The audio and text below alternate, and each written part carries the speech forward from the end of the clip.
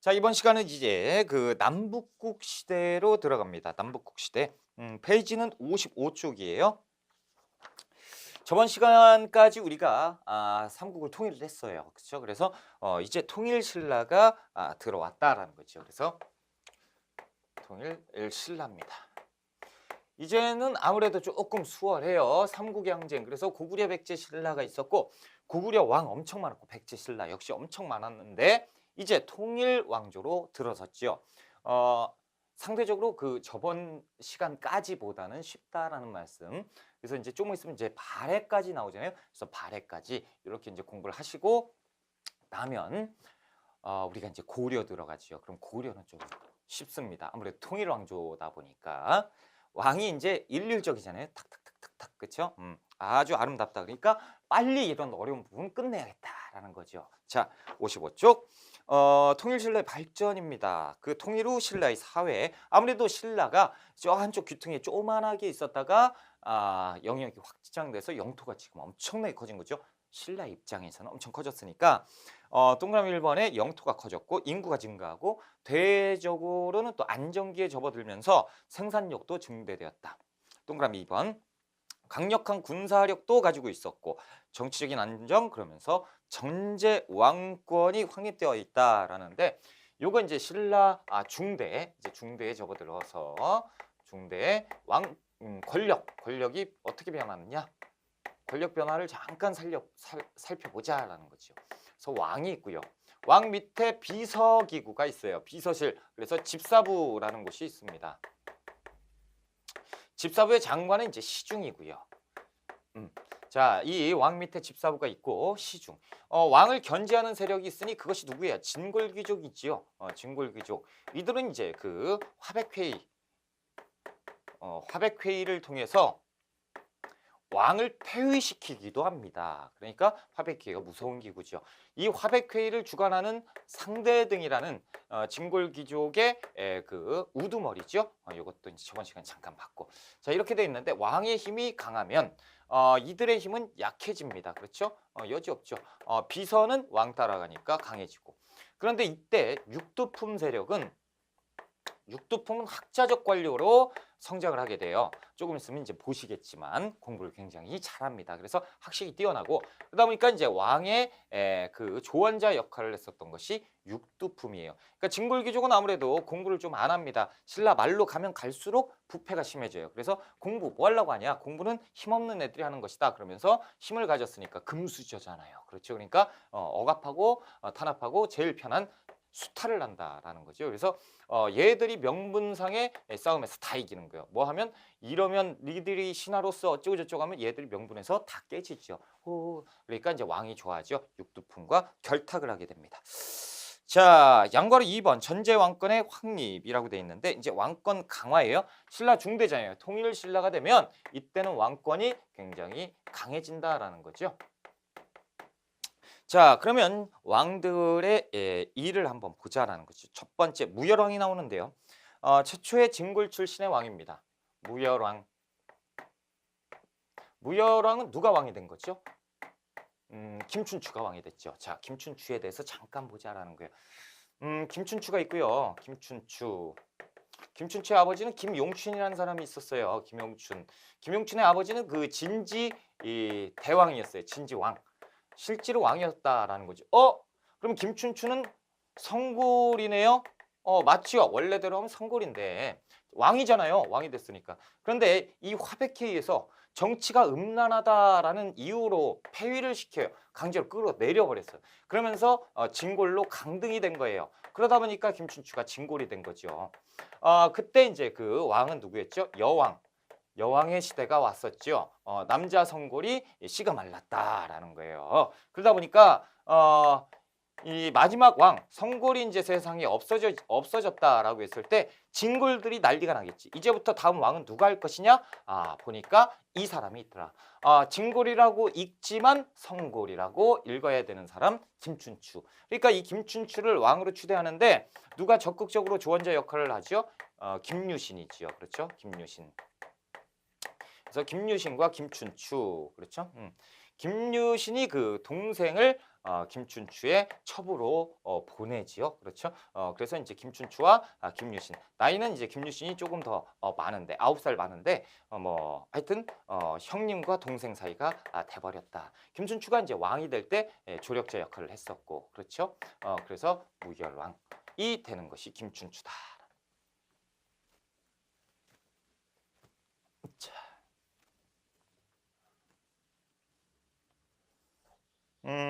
무열왕에 대해서 볼게요. 최초의 진골 출신의 왕입니다. 그렇죠? 최초의 진골 출신 왕. 이제부터 진골이 왕이 될 수 있다라는 거죠. 그래서 이제부터 그 무열계 진골이 왕이 되게 됩니다. 자, 그리고 이 무열왕은 사정부라는 것을 무열왕이 만들어요. 사정부는 뭐냐면 그 관리들의 비리를 감찰하는 기구입니다. 그래서 이것을 만들어서 정치를 좀 깨끗하게 하자라는 얘기가 되겠죠. 자, 무열왕의 아들 문무왕이 왕이 되죠. 문무왕. 자, 문무왕이 왕이 됩니다.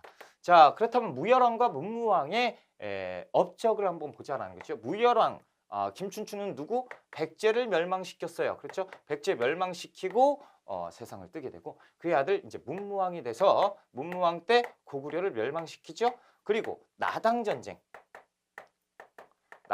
있었잖아요. 매기통신 그렇죠? 기벌포 정투를 승리로 이끌었던 왕이 이 문무왕이었다라는 거죠. 자, 그리고 문무왕 때 이제 외사정을 파견합니다. 외사정이라는 건 조선시대 가면요. 통치 체제를 공부할 때 중앙직과 지방직을 공부해요. 그런데 이 지방직을 할 때 외관직이라고 표현을 쓰거든요. 지방직을 외자라고 씁니다. 그러니까 지금 외사정이라고 하면 지방장관을 얘기하는 거예요. 외사정 지방장관을 파견했다라는 얘기입니다. 자, 신문왕. 문무왕의 아들 신문왕이 왕위에 앉지요. 신문왕이 왕이 됐을 때 그 통일신라 그러니까 신라 역사상 제일 왕권이 강했던 왕이 이 신문왕입니다. 신문왕. 그래서 신문왕에 대해서는 그 내용을 조금 보충할 필요가 있다라는 거죠. 진골 세력들이 반난. 그래서 신문왕은 왕이 되자마자 그 해에 김음돌이라는 사람이 이 반란을 일으킵니다. 자, 이 김음돌은 누구냐? 신문왕의 장인이에요. 그러니까 왕비의 아버지가 돼서 왕이 됐는데 그 사위가 왕이 됐는데도 자신이 왕이 되겠다고 반란이 일어나는 거예요. 이 신문왕은 왕이 됐을 때 반란이 일어나니까 어떻게 되겠어요? 힘들다. 그러나 어쩔 수가 없죠. 처형을 합니다. 김음돌의 난을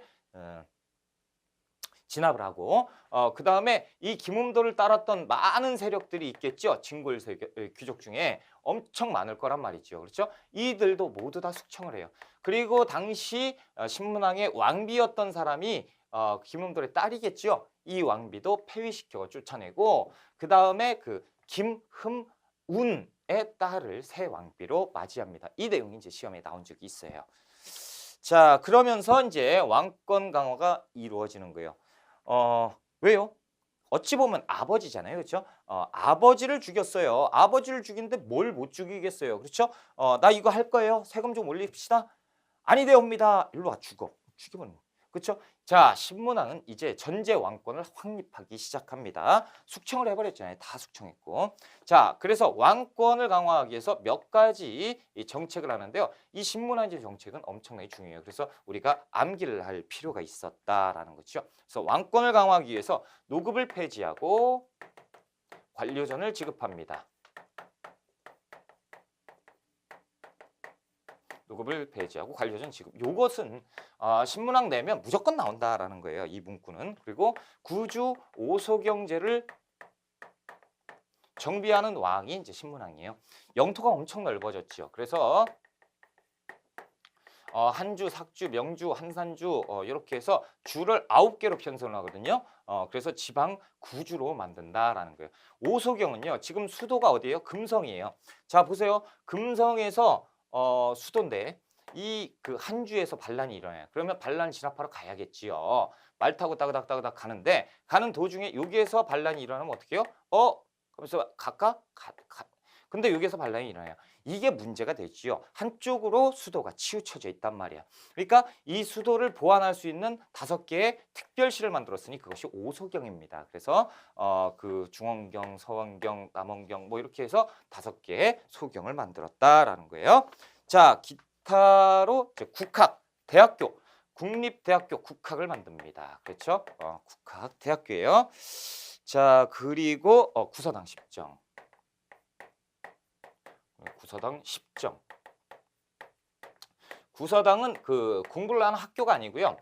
구서당은 중앙군입니다. 중앙군대. 그리고 10정은 지방군대를 얘기하는 거예요. 그래서 중앙군이라고 하면 자, 수도가 있죠. 지금으로 따지면 뭐 서울인데 지금이 왕정시대라고 한번 가정해 봅시다. 그러면 요 수도에 경복궁이 있죠. 궁궐을 담당했던 군인 있잖아요. 그렇죠? 수비하고 궁궐 수비와 수도의 방비를 담당하던 지금 수도방위 사령부가 있나요? 수방사. 그렇죠? 이 수방사, 요 수도 궁궐 수비와 수도방위를 담당했던 이 군인을 중앙군이라고 합니다. 이 이외에 나머지 군대는 다 지방군이에요. 그래서 중앙군과 지방군이에요. 자, 봅시다. 그러면 됐어요. 그리고 하나 더, 신문왕 다음에 성덕왕이 있어요. 어차피 나중에 또 나오긴 하는데 성덕왕 하면 정전을 지급했다라는 거. 정전은 백성에게 지급한 토지입니다. 그래서 백성들이 관리들의 수탈에 못 이겨서 그 집을 버리고 다른 데로 도망가요. 그 도적대가 되거나 아니면 다른 곳에 가서 신분을 숨기고 농사짓고 살지요. 그럼 이제 관리들이 와서 대장이 없잖아요. 그러니까 호적장부에 이름이 없잖아요. 그러니까 세금 부과를 못 하는 거야. 그러니까 이런 향촌 이탈 상황이 많아지니까 그러면 가만히 있어 보자. 얘들 큰일 났네. 왜요? 그 국가의 세금은 누가 담당하죠? 대부분 평민들이네요. 근데 평민들이 세금 안 내고 없잖아요. 그러니까 국가 재정이 바닥을 쳐버린단 말이죠. 그래서 성덕왕이 얘들아 니들한테 땅 줄게 농사지어 그리고 도망가지 마 농사 짓고 그 다음에 세금 내면 되잖아. 국가 재정 확보 책입니다. 자, 성전과 비슷한 땅이 있는데 그것이 민전이라고 하는 건데요. 고려 시대에 지급한 땅입니다. 그래서 그 역대 우리나라 역사에서 지금 시험과 관련된 역사에서 정전과 민전 요거 2개밖에 없습니다. 국가에서 백성에게 준 땅 2가지. 자, 그 아래 보시면 이제 통치체제라고 되어 있는데요. 중앙정치제도 기억번에 왕의 직속 기관인 집사부와 시중의 기능이 강화되었다라는 거. 이건 다시 얘기해서 왕권 강화지요. 가만히 있어보자. 제가 설명 안 드린 게 있는데 이거네요. 이거 설명 드린다고 했다가 저건 잠깐 킵해놓고 요걸로 갑시다. 노급 폐지와 관료전 지급. 요건 뭐냐? 노급과 시급이 있어요. 그리고 관료전이 있습니다. 이 조세 수치권이 있고 노동력을 징발할 수 있는 노동력 징발권이 있어요. 지금 뭐 하는 거냐면요. 관리들에게 월급 주는 월급 제도라는 거예요. 그것을 우리 역사에서는 토지제도라고 합니다. 토지제도. 어차피 이것이 경제편에서 다시 한번 나와요. 지금 설명드리고 그때 편안하게 가자라는 거죠. 그래서 지금은 이제 관리들에게 우리가 이제 공무원이 되면 월급 나오잖아요. 돈으로 나오는데 이땐 돈이 없잖아. 그러니까 월급을 대신 이걸로 가늠하는 거예요. 그래서 노급과 시급은 조세 수칙권과 노동력 징발권을 주는데 관료전은 이걸 주지만 이건 안 줘요. 이게 뭐냐라는 거지. 보세요. 조세 수칙권 줄여서 수조권이라고도 합니다. A라는 관리에게 세 가구에 대한 이 시급을 줬다. 노급을 줬다라는 거지. 노급을 주었습니다. 그러면 어떤 일이 벌어지냐면 1, 2, 3. 자, 이들은 농민이죠. 이들 농민은 국가의 10분의 1 정도의 세금을 납부하게 돼 있죠. 이 국가를 대신하는 것이 A라는 관리인데 이 관리에게 20분의 1을 주는 거예요. 역시 주고. 그러면 이 A는 국가에 줘야 되는데 안 줘도 된다는 거. 자기가 가지면 되는 것이 조세 수칙권입니다. 이것은 둘 다 있어요. 그리고 노동력 징발권인데 자, A라는 사람이 자신의 땅이 따로 있단 말이죠. 그렇죠? 그러니까 요 땅에 대한 소유권을 A한테 주는 게 아니에요. 그렇죠? 자기의 땅이 있는데 1, 2, 3을 몇 월 며칠 몇 시에 요길로 모여라 라는 거지. 안 모이면요 관아에 끌려가서 뒤지게 맞습니다. 이유는 왜 그래요? 법이 그래요. 그렇죠? 노동력 징발권이 있기 때문에. 그럼 뭐 해야 돼요? 그래서 야 얘들아 내 땅 좀 그 읽어봐. 그러면 농사져야 돼요. 그렇죠? 왜요? 법이 그렇다니까요. 이것이 노급과 시급입니다. 시급 같은 경우는 이제 왕족에게 지급을 한 거고요. 노급은 이제 관리에게 지급을 한 차이가 있어요. 똑같은 거다라는 거죠. 관료전은 이것이 빠집니다. 그러면 다시 보면 노급을 받았던 A가 노급이 폐지되고 관료전을 받게 되면 이들의 힘이 약해지는 거잖아. 그렇죠? 그러면 누구한테 덤비겠어요? 왕한테 덤비죠. 이게 지금 말이 되느냐라고 하는데 그걸 찍어 눌렀다는 거예요. 누가? 신문왕이요. 그래서 노급을 폐지하고 관료전을 지급하였다라는 내용이 이렇게 왕권이 강해지는 것을 반증하였다라는 거죠. 그래서 이것이 시험 잘 나와요. 기본적으로 나온다. 자, 양거래 3번의 통치제도 볼게요. 그래서 중앙정치제도에서 기억번 왕의 직속기관인 집사부와 시중의 기능이 강화되었다. 이게 강화되면 왕권이 강화된다라는 거죠. 니은번 보면 화백회의 기능 축소와 상대 등의 권한 약화. 얘들이 약해지는 거 보이시잖아요. 그렇죠? 왕권이 강하니까. 자, 그러면 그 아래 보면 관리의 비리를 감시하는 사정부는 누가? 무열왕이 만들었다. 자, 동그라미 2번 지방행정조직 구주 오소경입니다. 그래서 구주에는 도독을 파견을 했다라는 거예요. 지방관. 됐습니다. 그리고 오소경은 지역적 편제, 수도 금성이 이쪽에 되어 있는 것을 보완하기 위한 5개 특별시였다. 구주 오소경. 자, 향부곡이 있어요. 향부곡은 그 특수행정구역입니다. 그래서 세금을 일반 농민보다 더 걷었어요. 디귿번 보시면 외사정 지방장관이고요. 어딨어? 그리고 상수리 제도가 있는데 상수리 제도는 그거예요. 자, 지금 신라가 통일을 했잖아요. 그래서 예전에 고구려 땅, 백제 땅에 힘 있는 자들이 아직 살아 있어요. 그렇죠? 이들이 언제 반란이 일지 모르겠지요. 그러니까 이들이 힘 있는 사람들을 일정 기간 야, 여기로 와. 그래서 수도 금성에 머물게 했던 제도입니다. 이것이 어떻게 보면 인질 제도죠. 그렇죠? 그래서 이것은 이제 고려 시대 때 그 기인 제도로 계승이 되기도 해요. 자, 그 아래에 보시면 동그라미 3번에 군사제도 정비지요. 구서당 10정이 나오죠. 중앙군과 지방군인데 자, 구서당에는 신라, 백제, 고구려, 유민들 다 편입이 되죠. 그래서 그에 맞는 직책을 줬다고 제가 말씀을 드렸잖아요. 자, 이 중앙군은 당시에 어떤 권한 정도가 있냐면 신분이 법으로 보장이 됩니다. 그래서 직업군인의 대우를 받아야 직업군인이에요. 그래서 그에 대한 대가도 국가에서 지급을 해주고요. 자, 지방군 같은 경우는 지금 보통 우리죠. 의무군이에요. 저도 이제 군대 갔다 왔는데 그 우리들이 이제 속담 표현으로 그러잖아요. 끌려갔다 왔다. 그렇죠? 끌려갔다 왔습니다. 저도 지방군이에요. 그렇죠? 중앙군은 그 직업군인 이런 식으로 이제 이해하시면 좋겠다. 자, 56쪽으로 갑니다. 우리가 이제 발해에 대해서 한번 공부를 해보자. 발해.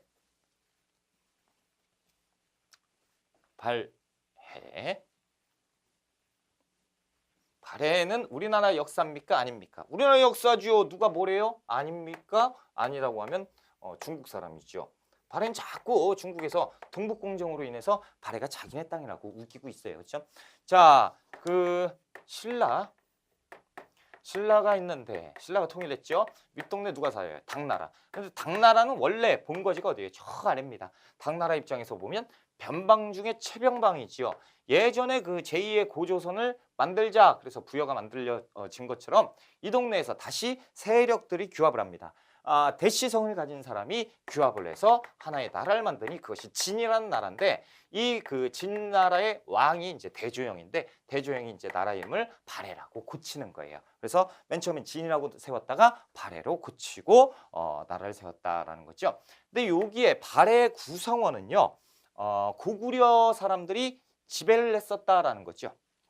자, 건국 고왕 그래서 대조영입니다. 대조영이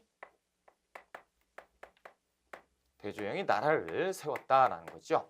이거 모르면 우리나라 사람 아니죠. 그래서 고구려 유민 이 말갈족을 지배를 했었다라는 건데 동모성에서 자 한번 봅시다. 자, 지배계층과 피지배계층으로 나뉜다라는 거죠. 우리가 아는 것처럼 이제 고구려 사람들이 지배를 했었고, 그리고 말갈족이 피지배계층입니다. 다수같지만 소수예요. 소수의 고구려 유민들이 다수의 말갈족을 점령을 했었다, 지배를 했었다라는 거죠. 요 내용. 그러니까 우리 이 나라 역사가 맞다라는 거죠. 그랬더니 중국과 러시아에도 말이 많아요. 말갈족이 도대체 중국에서도 이런 거 얘기할 때는 우리 민족이다 얘기하고, 러시아도 우리 민족이다 뭐 얘기하고 자기들끼리 싸워요. 그러니까 우리나라 사람들이 많으니까 이것은 발해는 중국 역사 아니냐, 러시아 역사 아니냐, 이런 식으로 이제 막 따지는데 우리가 화낼 필요가 없습니다. 왜? 자, 이 그 발해라는 나라는요, 이 고구려 사람들이 고구려를 계승한 나라다라는 표현을 하는데, 어디에서 나타나냐면 외교문서에서 나타나요. 외교문서. 나라를 만들었죠? 나라를 만들면 그 외교문서를 각국에 보내잖아요. 그렇죠? 그래서 이 일본에 보낸 외교문서에 고구려 국왕이라는 표현을 씁니다. 당시에 고구려는 고구려를 얘기하죠. 자, 일본 놈들은 잘 들어라. 국서, 교지. 그래서 내가 이제 나라를 만들었으니 이쪽 와서 인사를 해야 되는 거 아니야? 그래서 발해 국왕이라고 쓰는 게 아니고 고구려 국왕이라고 빵 찍어놨어요. 그러면 이게 누굽니까? 고구려가 다시 태어난 거다. 고구려가 다시 부활한 거다. 이 얘기 아닙니까? 그렇죠? 외교문서에 나왔다면 뭐 말 다 한 거지요. 게다가 문화적인 요소에도 우리가 계승했다는 것을 알 수 있는데, 일단 그 발해 수도였던 상경터에서 사람들이 집 짓고 살았죠. 당시에 온돌 장치가 발견이 돼요. 온돌이라는 거는 발해가 있었을 때 그 당시 전 세계 어디를 찾아봐도 온돌은 고구려 사람만 썼다라는 거죠. 전 세계 어디도 없어요. 그러니까 이것은 고구려 사람이 만들고 쓴 거다라는 거고, 그 동네에서 기와장이 발견이 되는데요. 이 기와의 무늬가요, 고구려의 무늬하고 똑같이 생겼어요. 그리고 그 조금 있으면 하겠지만 문왕의 딸, 문왕의 공주가 이제 먼저 세상을 뜨게 됩니다. 그래서 두 분의 공주님이 있는데 정혜 공주며 정효 공주가 있는데, 우리가 정혜 공주에 대해서, 정혜 공주가 죽었단 말이죠. 그래서 정혜 공주의 무덤을 쓰는데 이것이 이제 굴식 돌박 무덤으로 돼 있어요. 그게 뭔데요? 문화편에서 제가 자세히 설명드려요. 그래서 굴식 돌박 무덤인데, 이 굴식 돌박 무덤은 고구려에만 나타나는 고구려 특징 무덤이에요. 그래서 이런 것들을 봤을 때, 아니 한나라의 공주의 무덤을 만드는데 고구려의 무덤 형태로 만들었다는 것은 그에 대한 영향력이 있었다라는 거고, 그에 대한 그 고구려 사람이기 때문에 이렇게 한 거 아니냐라는 거죠. 그래서 한동안 우리가 그 발해라는 것을 등한시했었어요. 그때 이제 18세기 들어서 유득공이라는 학자가 있는데요. 실학자 유득공이 발해고라는 책을 씁니다. 발해고라는 책에서 여지껏 우리가 발해를 우리 민족이라고 우리나라의 역사로 인식하지 않은 것은 문제가 있다라는 거죠. 그래서 봐라라는 거죠. 자, 아래에 그 부여시가 망하고 고시가 망하고 뭐예요? 백제하고 고구려가 멸망하고, 아래는 김씨가 아래를 차지하고요. 북쪽은 대씨가 새로 나라를 차지하니 이것이 남북국 형세가 아니냐라는 내용을 쓰게 되는데, 이때부터 남북국 시대구나 라고 해서 남북국 시대를 최초로 얘기한 사람이 유득공이다라는 거죠. 그래서 우리가 이제 맞다, 우리 민족이다, 다시 역사를 생각을 해봐야겠구나 라는 쪽으로 가게 되는 거예요. 그래서 유득공의 발해고 중요하지요. 자, 이제 그 아래에서 보면 니은번에 국호가 진국에서 발해로 변경되었고, 연호는 천통을 씁니다. 주민의 구성은 고구려인 그리고 말갈족으로 되어 있다라는 거죠. 고구려를 계승했다. 그래서 남북국 시대가 성립이 되었다. 자, 발전과 멸망인데 이제 앞으로 할 겁니다. 자, 고왕은 대조영이죠. 그리고 바로 뒤에 왕이 고왕의 아들 무왕이에요. 그리고 문왕이 있고요. 문왕의 아들 선왕이 있습니다. 아이고 큰일 났. 아들 하니까 이쪽은 이제 아들이고요. 한참 뒤에 선왕이 등장을 해요. 안 돼요. 제가 지금 말이 안 나온 거지. 계속 쓰니까. 그래서 아들, 문왕은 이제 대조영의 손자. 자, 이제 그 네 분의 그 왕만 알면요. 우리 시험에서는 문제가 없어요. 네 분의 왕을 꼭 좀 기억을 해 두자라는 거예요. 자, 대조영이 나라를 만들었습니다. 자, 신라하고 당나라가 그 사이에 발해 옛 고구려를 만드는데 그것을 가지고 좋아할까요? 싫어하죠. 그러니까 계속 만들려고 할 때 계속 억압하고 탄압하고 방해를 해요. 그러니까 이제 만드는데 너무 힘들었어요. 대조영이 어떻게든 나라를 만들었습니다. 그리고 세상을 뜨고 그의 아들 대무예가 무왕에 등극을 했어요. 자, 무왕이 등극을 하자마자 또 양쪽에서 막 북방의 유목민이 할 것 없이 발해를 계속 건드는 거죠. 왜? 지금 나라가 만들어졌죠. 조금 더 있으면 나라가 탄탄해진단 말이죠. 그러기 전에 지금 해서 깨버리자라는 거지. 그러니까 이제 나라를 만들고 그 외부적으로 조금 강한 나라가 이제 형성이 안 돼 있을 때니까 무왕 때는 국경을 설정하기 위해서 부단히 애를 씁니다. 그래서 웬만하면 전쟁이에요. 그래서 대립 상황이 계속 벌어져요. 그래서 대결 구도 당나라하고도 관계가 안 좋고요. 신라하고도 관계가 안 좋아요. 신라는 고구려를 멸망시킨 장본인이고 당나라도 역시 마찬가지잖아요. 근데 고구려가 다시 만들어지니 눈에 가시죠? 계속 건드려요. 그러니까 무왕은 우리 아버지가 만든 나라를 내가 탄탄하게 만들어야겠다. 그래서 왕권 강화 그리고 대외적으로 전쟁을 해서 국경 설정하는데 박차를 가합니다. 자, 연호는 이제 인, 안이라고 쓰는데요. 대외 관계에 신라와 당나라는 적대 관계죠. 그 아래 보시면 돌궐 일본과는 친선 관계예요. 자, 지금 보세요. 발해가 있고요. 신라가 있습니다. 둘의 관계는 좋지가 않아요. 자, 당나라가 있어요. 둘의 관계는 좋지가 않아요. 당나라하고 신라는 아까 그 나당 전쟁 할 때까지만 해도 관계가 안 좋았잖아요. 근데 어쩔 수가 없죠. 시간이 흐름에 따라서 문화 교류를 하기 시작해요. 그래서 당나라와 신라는 다시 관계가 좋아집니다. 게다가 같은 공통의 적이 있으니 그러면 이렇게 되겠죠. 발해는 만약에 이렇게 양면 공격을 받으면 위험하죠. 그러니까 발해는 일본과 친교 관계를 맺고요. 그래서 신라를 견제하는 거죠. 그리고 당나라를 견제하기 위해서 윗동네 돌궐 애들과 친교 관계를 맺어요. 자, 요런 관계요. 발해 돌궐 일본과 당나라 신라 이렇게 해서 이런 관계가 형성이 되었을 때가 무왕 때다라는 거죠. 그래서 그 아래 보면 돌궐 일본과는 친선 관계고 당나라와는 적대 관계다라는 거예요. 자, 이쪽에서 잠깐 보실게요. 자, 이 발해가 이런 상황으로 이제 세력이 커졌습니다. 그런데 발해는 말갈족을 대부분의 말갈족을 복속을 했지만 그 말갈족을 전체를 규합하지 못해요. 말갈족, 여진족, 뭐 거란족 이런 그 부족들이 있잖아, 그렇죠? 이 부족들은요 이렇게 모여 삽니다. 그래서 어떤 무족, 어떤 말갈, 뭐 말갈족이 엄청 많아요. 그 중에 요 정도는 규합을 하고요. 점차적으로 이제 규합하기 시작하는 거예요. 이쪽 동네는 아직 규합이 안 됐어요. 이 모든 말갈족이 다 규합이 됐을 때가 발해 전성기 선왕 때예요. 그러니까 아직까지는 얘들이 살아 있는 거지, 그렇죠? 일부 세력들은 살아 있는데 그 중에 흑수말갈이라는 놈들이 있어요.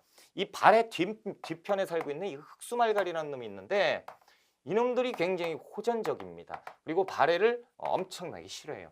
당나라 잘 됐죠. 그래서 당나라와 흑수관계, 흑수말갈 얘들이 이제 관계를 맺기 시작해요. 흑수말갈이 먼저 가서 당나라에게 신하를 자청하고 당나라도 뭐 관직도 막 주고 친분관계 형성이 막 되는 거예요. 발해는 긴장을 타게 되지요. 가운데서 때는 됐습니다. 당나라가 흑수말갈에게 야 얘들 좀 흔들어봐 이런 식으로 되면서 슬슬 공격을 하게 되지요. 당시 무왕은 짜증이 확 나는 거죠. 그래서 대무예가 무왕인데 무예의 동생 문예가 있어요. 문예니까 문왕 아니에요? 아니에요. 자, 문예가 있는데 무예가 문예를 시켜서 동생아 얘들 좀 치고 와라고 얘기해요. 그러니까 이제 동생이 화들짝 놀래요. 형 안 돼. 뭐가 안 되는데 지금 이쪽으로 이동했다가 얘들이 공격할 거야. 얘들 전술이란 말이지. 그러니까 여기에 현혹돼서는 안 돼라는 거죠. 그러니까 형이 지금 왕이 된 지 얼마 안 됐는데 내가 이제 동생에게 여기 쳐라 공격 명령을 내린 거죠. 어떻게 보면 이제 황명인데 황명을 거역한 게 되잖아요. 그것도 다른 신하들도 아니고 왕족. 내가 잘못했을 때 지가 왕이 될 수도 있는 위치에 있는 사람이 반대를 하고 있어요.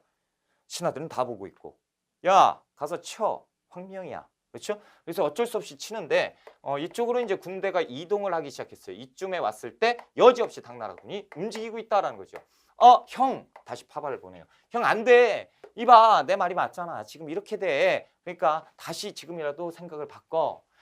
난 이제 못하겠어. 진짜 안 칠 거야. 저놈 봐라. 황명을 어겼어. 자 저거 영모로 다스려. 체포해. 이렇게 되는 거예요. 그래서 체포해 이런 문예가 이제 거기에서 큰일 났죠. 사면 초과예요. 흑수말갈은 다 알고 있죠. 이 넘어와 너 나 대기하고 있어. 큰일 났고. 자, 모르겠다. 그래서 이제 당나라로 망명을 해버립니다. 그러니까 당나라에서는 웰컴이지요. 그렇죠? 문예 왕족 그것도 동생이 왔으니까 국빈 대접을 해줍니다. 이 소식을 알고 있는 무예는 당나라에게 정식으로 사절단을 보내서 통보를 해요. 저거 우리나라 영모죄야. 영모죄 범죄자를 숨겨주고 있는 거야. 이거 잘못된 거지. 범죄자 인도해라고 얘기를 하죠. 그러니까 이제 당나라는 입장이 곤란해요. 이거를 얘기를 하면 발해라는 나라는 인정을 하면서 대국인 걸 인정을 하는 거잖아요. 얘들 통보하니까 갖다 줘. 그럼 짜증나고. 그렇지 안 하자니 명분이 생기니까 또 공격할 것 같고. 짜증. 이 방법이 있구나. 그래서 당나라에서 편지를 씁니다. 얘들아. 니들이 이렇게 했던 거 사정을 보니까 얘 범죄자 맞네. 그래서 우리나라 법으로 다스렸어. 그래서 우리나라에서 그 문예를 그 귀양 보냈어. 그러니까 조금 가라앉히고 우리 예전처럼 잘 지내보자 이런 내용의 편지를 쓰는데 좀 이상하죠. 그래서 다시 한번 보내봤어요. 그랬더니 문예가 떵떵거리고 잘 살고 있어요. 지방 장관을 하면서 이 당나라 이 문예가 이제 꼭지가 도는 거지. 무예가 이 당나라 문예 이것들이 쌍으로 나를 매기는구나. 그렇죠? 그래서 안 되겠다. 야 장문유 일로 와. 그래서 장수 장문유를 부릅니다. 장문유를 보내서 자, 이 엄청난 수군을 통해서 당나라를 공격하게 해요. 그래서 당시에 당나라의 산둥 지방을 장악하고 그리고 요서 지방도 장악을 합니다. 이걸 가지고 무왕 때 요서와 산둥을 공격하였다. 이 내용. 그래서 시험에 무왕을 낼 때 꼭 이걸 내요. 그래서 누굴 보냈다? 장문휴를 보냈다라는 거죠. 책에 보시면 무왕, 그래서 무예입니다. 그래서 연호는 조금 이따 해드릴 거고 신라와는 적대관계. 화살표 오른쪽에 장문휴가 수군을 동원해서 당의 산둥지방 덩저우를 공격했다라는 거죠. 이렇게. 와 재밌네요. 재밌죠. 이 내용 사료입니다. 제가 꼭 말씀드리는데요. 제가 이제 옛날 얘기를 해드리잖아요. 그러면 와 선생님 재밌네. 팔 딱 깨고 이렇게. 아니에요. 제가 이제 재밌게 이제 말씀을 드린 거지 이게 사료에 다 나와요. 이 사료를 어렵게 딱 써놔요. 그 다음에 풀어라 이렇게 나오는 거예요. 그러니까 옛날 얘기 아니에요. 제 농담 같지만 농담들이 다 시험과 관련돼 있습니다. 시험에 관련된 농담만 해드려요. 오해하지 마세요. 자, 디귿번에 활발한 전복 사업 이렇게 됐습니다. 자, 이제 동그라미 2번 문왕 때죠. 자, 문왕 때는 보통 이제 친선 관계가 체결돼요. 왜요? 자, 무왕이요. 이렇게 공격을 많이 해가지고 이제 발해는 인정할 수밖에 없는 나라가 돼버렸어요. 그러니까 이제 외침이 줄어들고 국경도 탄탄해집니다. 그러면서 이제 문왕 글자가 이제 이렇게 쓰잖아. 무왕은 이렇게 써요. 그러니까 이제 무왕 싸울 무와 요거에 연상하시면 돼. 문왕. 이렇게 공부 많이 했구나. 그러니까 대내 체제 정비에 힘을 씁니다. 요것이 이제 문왕 때예요. 자, 문왕 때 보시면 당과 친선 관계죠. 대외 관계 보면 당과 친선 관계. 그리고 신라와도 친선 관계입니다. 그래서 신라 당과 친선 관계. 그래서 신라도는 길도자를 씁니다. 그렇죠? 길도자를 쓰니까 신라와 당나라의 발해의 길. 요 교통로, 상설 교통로가 있는데 그것이 신라도예요. 그래서 당시에 이제 신라와 발해가 교류를 했었구나. 자, 당과 대등왕을 강조합니다. 그래서 왕을 황상, 그렇죠? 대왕, 대왕, 황상 이런 표현들을 써요. 그리고 하늘의 자손이다는 천손이라는 표현을 씁니다.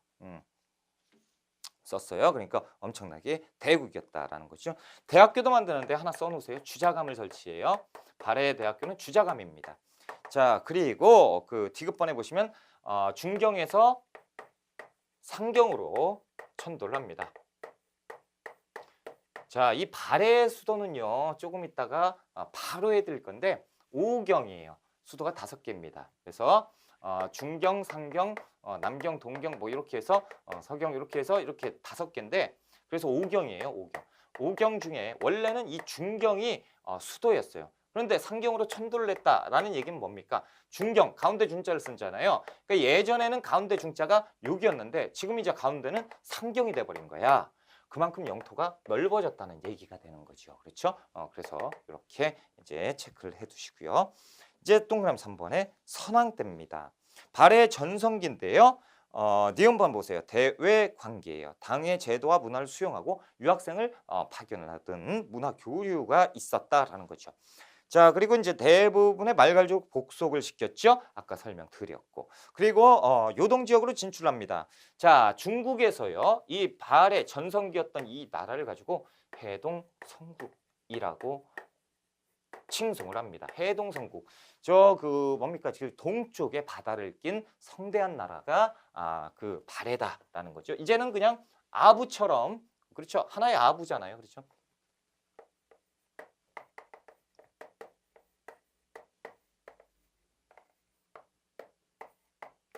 자, 이게 발해인데요. 발해. 엄청나게 큽니다. 그렇죠?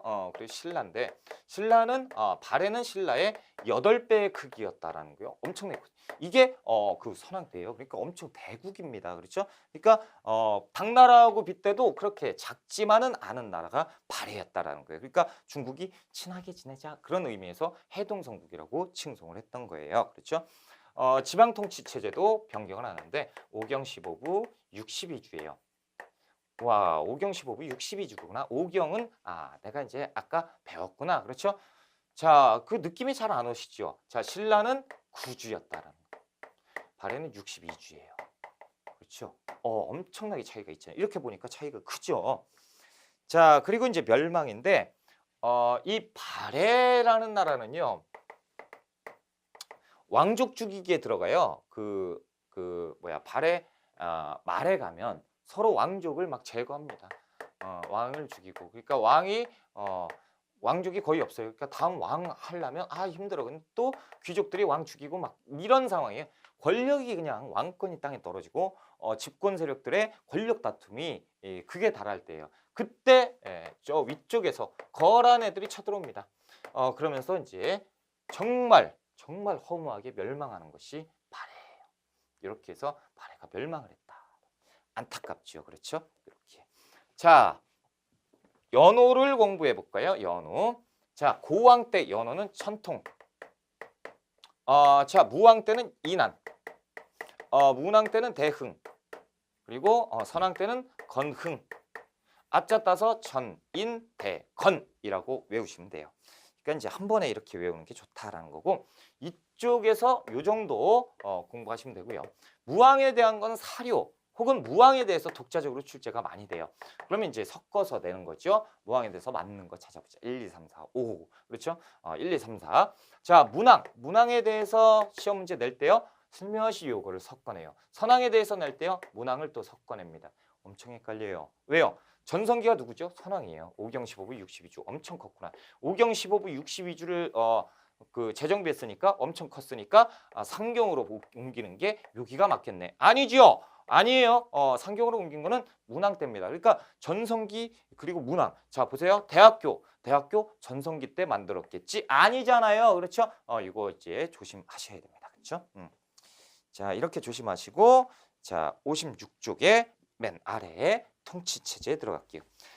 중앙정치제도 삼성육부입니다. 그래서 삼성육부는 원래 당나라의 제도인데요. 이것을 차용해요. 빌려 썼는데 오른쪽에 이제 57쪽에 보시면 그림이 나오죠.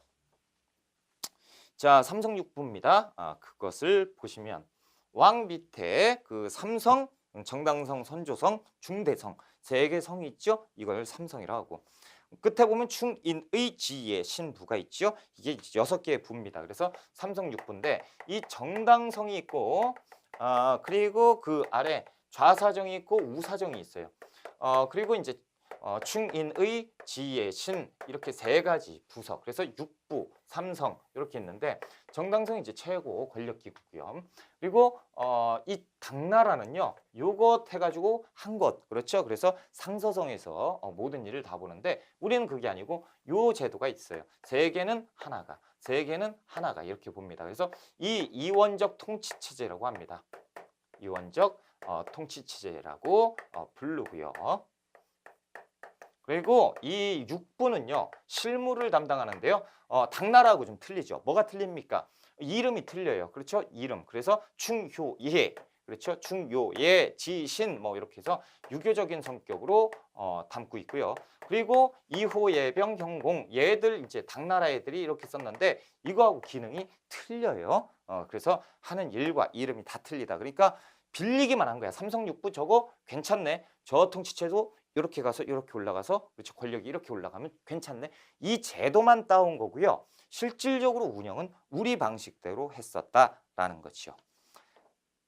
자, 그 57쪽에 맨 위에 보시면 정당성의 장관이 누구예요? 대내상입니다. 이 대내상이 국정을 총괄을 했었고 육부, 좌사정, 우사정이 각각 나누어서 통치했으니 이것을 이원적 구조라고 한다. 그 아래 니은번 보시면 감찰기구의 중정대가 있지요. 그리고 왕의 비서실, 문적원, 그래서 뭐 책 관련돼서 책의 보관, 뭐 이런 것들도 문적원에서 했었다라는 것. 그리고 그 표에서 맨 아래 뭐가 있죠? 주자감이 있죠. 주자감. 주자감은 뭡니까? 대학교예요. 자, 동그라미 2번에 보시면 지방행정조직 5경 15부 62주잖아요. 그렇죠? 5경 전략적 요충지에 설치를 하는 것이 5경이에요. 자, 15부는 도독을 두어서 지방행정을 총괄했고요. 그리고 62주. 자, 초는 보통 말갈족으로 구성을 했어요. 초는 촌주인데 촌주는 말갈족으로 구성을 했다. 자, 고구려 유민. 여러분들 요거 보세요. 고구려 유민이 소수인데 다수의 말갈족을 지배를 했잖아요. 얘들이 반발 안 했을까요? 일정 부분 반발은 했겠죠. 그런데 대부분 말갈족은 반발을 안 했습니다. 왜냐하면 촌주를 시켜주거든. 그러니까 촌주하면 관리잖아요. 와, 우리도 잘하면 관리가 될 수 있어. 그러니까 우리가 잘하자 이런 쪽이죠. 근데 촌주의 실권은 있습니까? 없지요. 그렇죠. 뭐 촌주의 실권이 어디 있어요? 그리고 발해는요. 고구려 문화만 있는 것이 아니고 그럼 말갈족은 어떻게 그 개 노비처럼 막 다 그게 아니고요. 그들의 문화를 존중을 해줬어요. 그리고 억압하지 않았다라는 거지. 그래서 그들의 문화를 존중해주고요. 그렇기 때문에 얘들이 같이 얽히고 설켜서 살았던 거다라는 거예요. 그것도 참고적으로 알아두세요. 자, 군사제도에서 기억번에 보면 중앙군 10위가 나오죠. 10위. 자, 신라 말기에 정치병동과 후삼국의 성립이죠. 벌써 이제 신라 말이 왔어요. 양거래 일본의 신라 말의 동요입니다. 신라 말은요. 언제나 국가 말년에 가면 왕권이 땅에 떨어져요. 그리고 권력은 권력 다툼으로 엉망진창이 되지요. 전제 왕권의 붕괴입니다. 그래서 대표적인 게 누구냐면 그 경덕왕이죠. 경덕왕이 그 신라 중대 마지막 왕인데요. 경덕왕 때 비로소 뭐 노급이 부활됩니다. 노급이 부활되었다라는 거죠. 관료제는 이제 없어지겠죠. 그렇죠. 그래서 노급을 부활시키는데 이것만 보면 알 수 있다. 왕권이 이제 떨어지고 이 뒤에부터가 신라 하대로 갑니다. 다시 얘기해서 이제 신라 말로 가게 되는 거죠. 신라 말기. 그렇죠. 그래서 왕권이 점점 약화돼가고 있구나라는 것도 기억을 좀 해두시고요. 한 페이지 넘어갑시다. 58쪽이에요.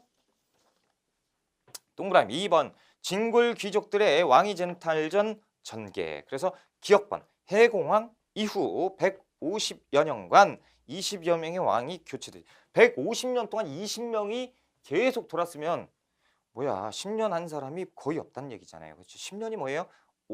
5년? 6, 22? 저 산수가 안 돼요. 7, 2, 7에 14? 7년 정도? 그렇죠. 자, 해공왕 때 하나 체크해 둘게요. 대공. 대공과 대렴의 난이 있어요.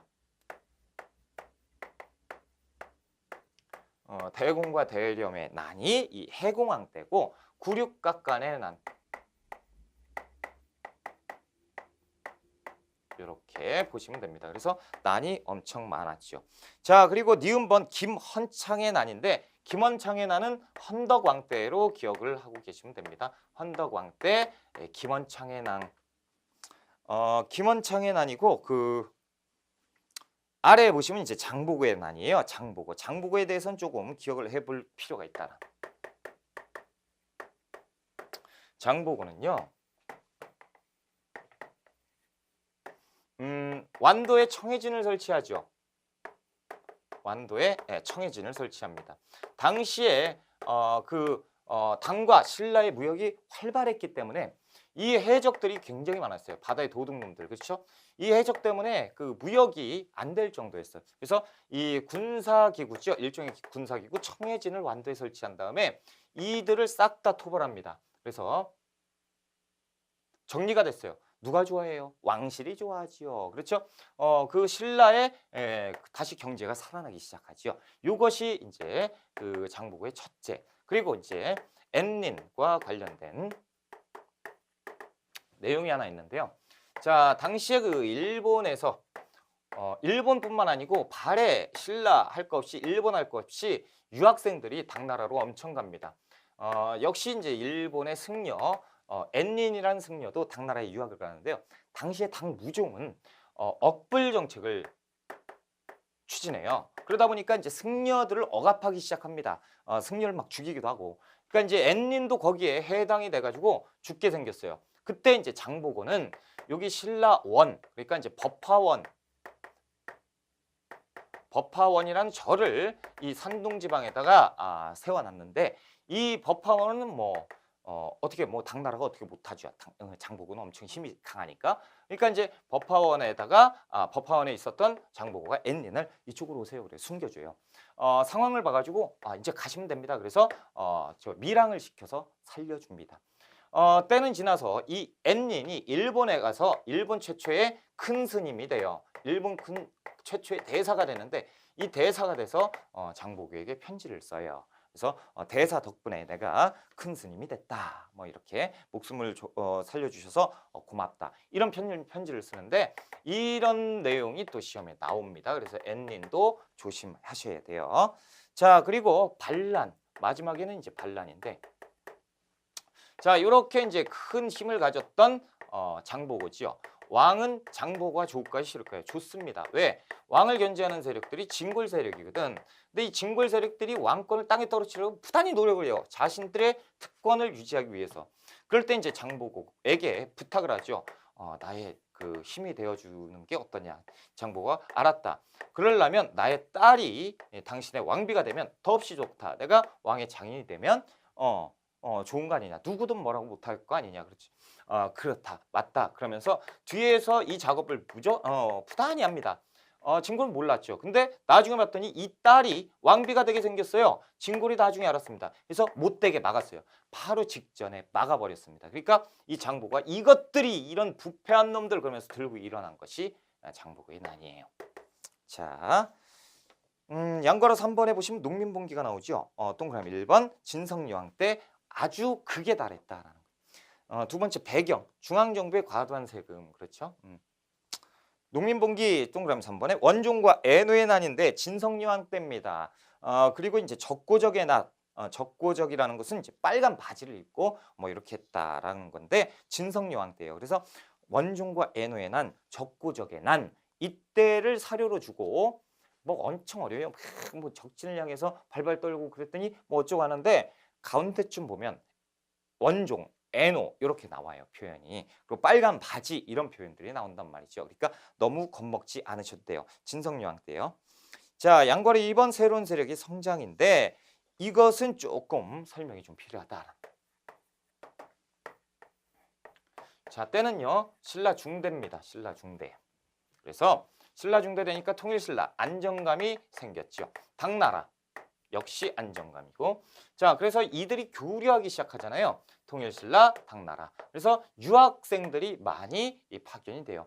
당시에 당나라의 대학교에서 빈공과라는 지금으로 따지면 이제 SAT 그 외국 그 학교 가려면 외국 수능 시험 보잖아요. 그렇죠? 그런 제도가 있었어요. 이게 빈공과 때. 자, 이 진골귀족과 육두품이 같이 유학길에 올랐습니다. 자, 진골귀족과 육두품이 빈공과를 시험 봤는데 진골귀족 공부 안 했어요. 60점 맞았고요. 육두품은 90점을 맞았어요. 그랬더니 당나라에서 야 공부 잘했네. 너는 한 5등급 관직, 5급 공무원 대우를 내줄게. 야 너는 공부 좀 더 해야겠다. 한 8급 공무원 대우를 내줄게. 이런 식으로 돼버린 거예요. 그러니까 당나라에 갔던 진골과 육두품이 상황이 이상해졌죠. 진골 세력들이 육두품한테 아이고 어르신 오셨어요? 이렇게 된 거예요. 그러니까 기분 나쁜 진골들은 어떻게 합니까? 에이 내가 왜 여기까지 와서 공부를 해? 나 돌아갈 거야. 그럼 진골 애들은 돌아가고요. 여기에서 이런 내용들이 소문이 난 육두품들은 미친 듯이 공부하기 시작해요. 난 신분을 바꿀 거야. 그러면서 가서 공부해서 합격해서 신분을 바꿔버리는 거죠.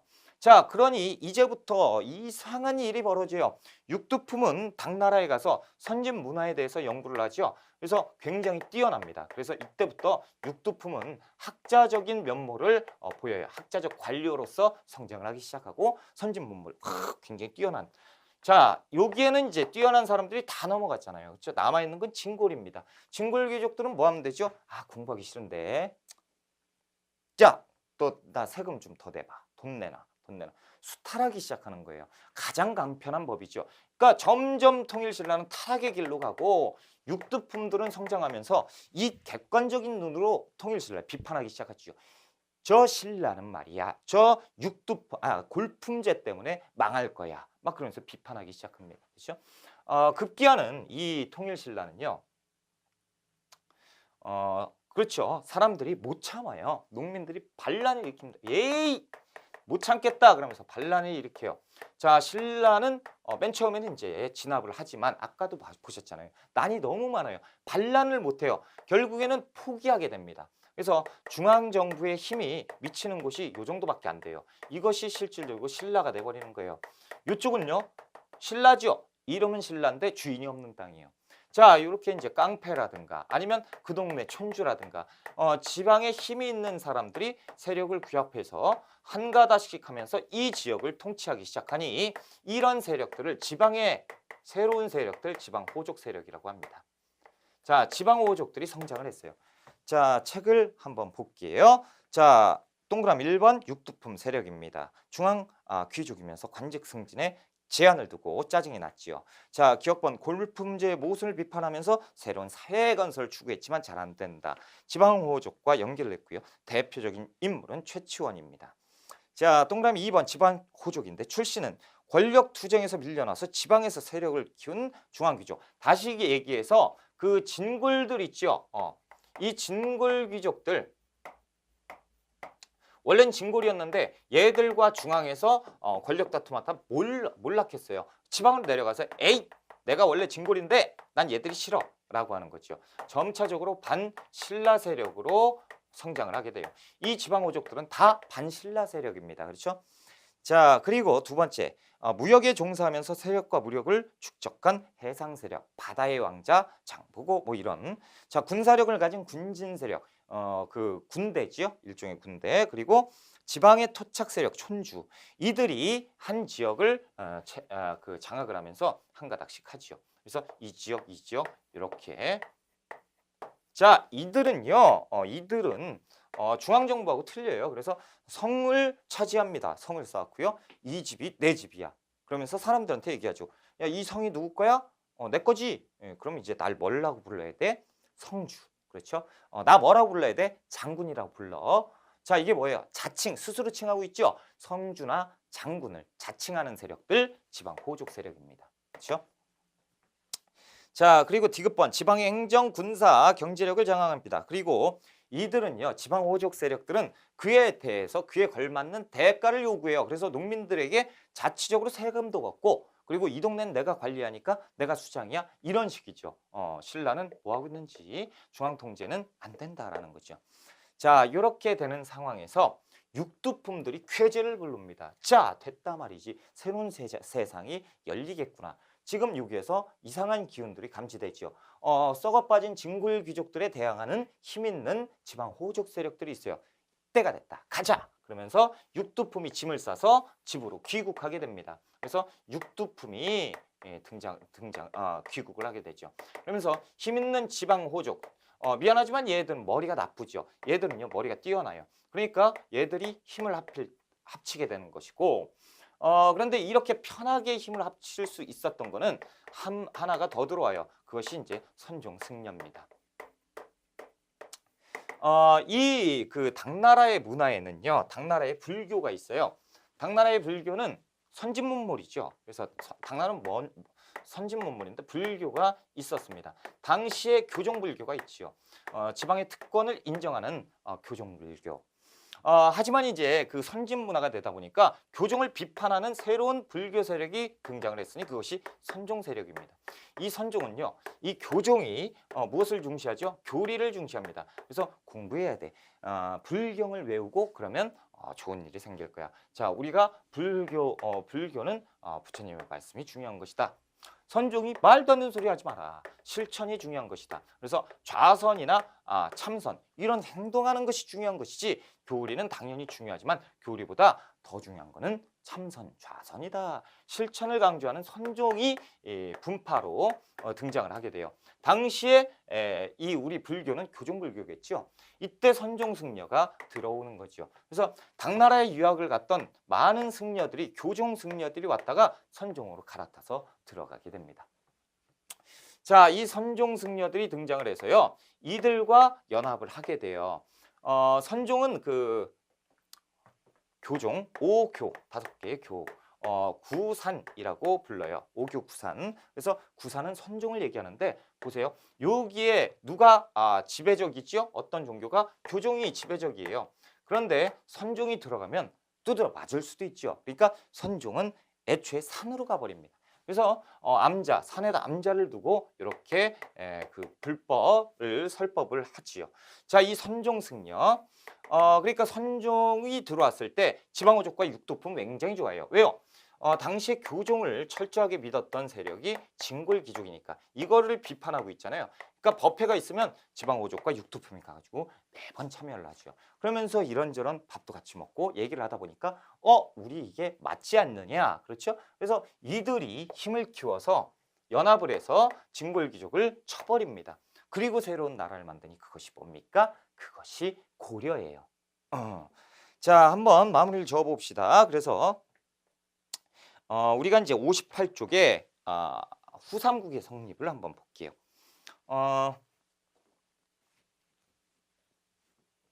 이쪽에서요. 이런 일이 많아지잖아요. 그런데 이런 일이 많아지면서 이 지방 호족 세력들이 힘을 규합을 합니다. 그래서 이제부터 하나의 큰 세력들이 등장하기 시작해요. 이쪽에서 그 맞짱을 뜨더니 하나의 통합적인 그 세력이 등장을 했는데 그것이 견훤이에요. 견훤.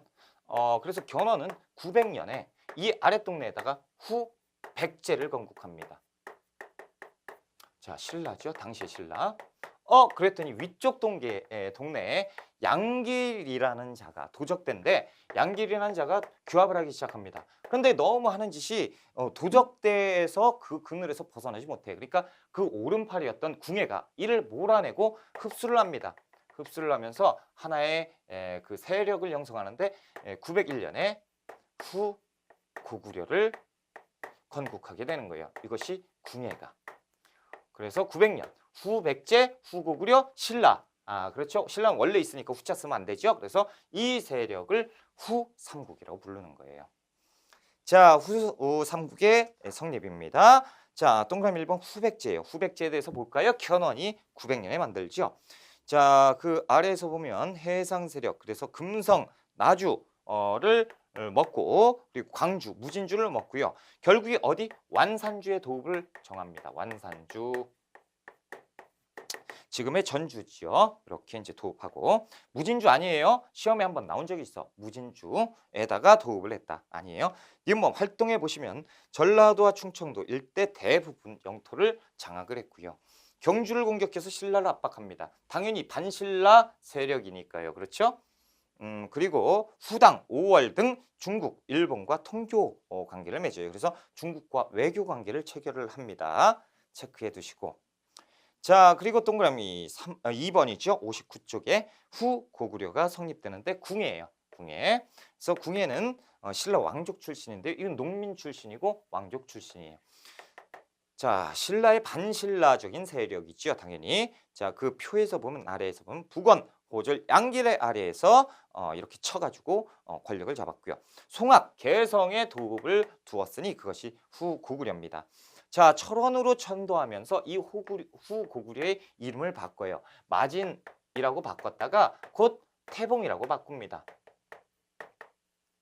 자, 태봉이라고 바꾸는데 이 태봉 체제에서 뭐 조선에 보면 의정부가 있듯이 의정부 밑에 육조가 있잖아요. 그런 제도를 하나 만드는데 그것을 광평성이라는 기구를 만듭니다. 그래서 이름하여 이게 광평성 체제다라는 거죠. 그래서 광평성 체제 이렇게 이어지게 되는 것. 광평성 체제는 중요해요. 시험에 나옵니다. 자, 니은번의 활동 보시면 광평성을 설치했죠. 그래서 태봉하면 이제 후고구려. 태봉의 최고 중앙관서. 장관은 이제 장관이 있어요. 장관까지만 좀 알아놓자라는 거죠. 광치내가 장관 이름입니다. 그렇죠? 그래서 구관등제 이런 것들. 그래서 이제 새로운 신분제를 모색했다라는 게 중요한 것이고 그 아래 보면 왕건을 보내서 나주 지방을 점령하게 되었다. 그래서 왕건 오른팔을 보내서 자, 이쪽 먹자. 그래서 먹어버립니다. 이렇게 후고구려 이렇게 되는 거죠. 자, 이렇게 해서 우리가 후삼국까지 했죠. 신라가 멸망했다. 후삼국까지 했고 그래요. 조금 쉴까요? 조금 쉬었다가 우리가 다음 단원 들어가겠습니다. 고생하셨어요. 조금 쉬었다가 갈게요.